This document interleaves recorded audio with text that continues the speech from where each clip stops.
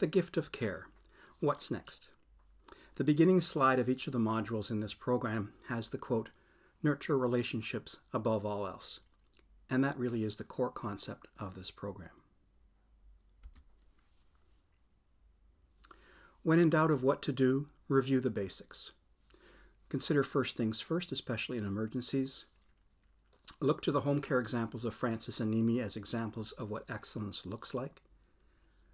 Concentrate on learning the basic care skills needed in your specific situation, whether it's the birth of a baby who's come home, or a parent who's gone through surgery, or a more complex and long-term care situation. Understand the healthcare systems and how to navigate them best, with specific online resources that are free for you to download. And look at how family and friends and teenagers and children can help you provide support even better at home. Specifics around caring from a distance, the difference between being the one who's nearby as opposed to the one who's farther away from the situation. The legal issues of powers of attorney and living wills and last wills and testaments. And the questions to ask and when to ask them of whom. And last, how to create your own support team. After the basics, go to the free online resources listed at the end of this module for specific details, ideas, workbooks to fill out if you like, and more. The internet is filled with helpful resources. You need to ensure that the websites you are using, however, have reputable and practical information. In your browser, type in search terms like care at home, home care, disease-specific terms, care teams and support circles, and whatever else interests you. With family and friends, think of the various scenarios that you might be encountering in the future around caregiving. Talk about what the alternatives are, what the best case and worst case scenarios are, and how to deal with those specific situations, and then make plans for them and how to divide the work should it be a longer term caregiving situation. And practice some of the practical skills around transferring from chair to bed and giving bed baths and those types of things whenever you have an opportunity to do that. Caregiving really is a mutual gift. Remember that every day you have an opportunity to positively impact the lives of those you love and like. There's no quicker way to pure joy than doing just that. Whether it's cradling a newborn, and that's home care too, or holding the hand of a grandparent coming home after surgery. Each day you have this opportunity.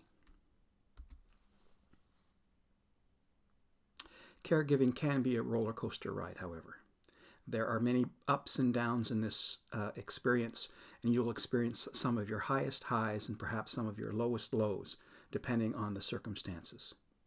Create as many of the highs as you can and minimize the lows through pre-planning, coordinated care, and taking care of yourself. People who are ill or recovering are not always at their best. They rely on you to understand that. It doesn't mean you accept abusive behavior, but you will understand their frustration, perhaps their anger, and the loss of hope on their worst days. Everyone will tell you that you need to take care of yourself, but in short, intensive care situations, that's not very likely to happen. In the longer term, however, it is vital. A support team is partly there to give you some free time to do what you need to do for yourself.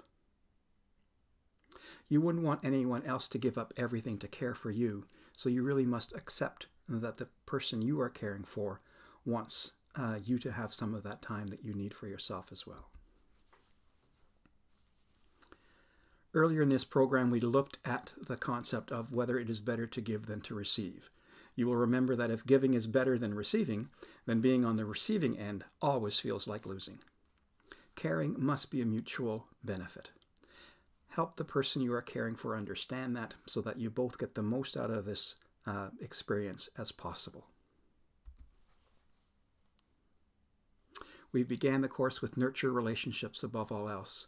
We've talked about how important it is to spend the time to take the opportunity of a caregiving situation to nurture those relationships that are most important to you. I want to thank you for taking this course. I hope that it helps you either at the beginning of your caregiving experience or it helps enhance your skills now. May you look back at your experience and feel genuinely proud and loved, and may you teach what you have learned. On the next slide, you'll find free online resources that might be helpful to you.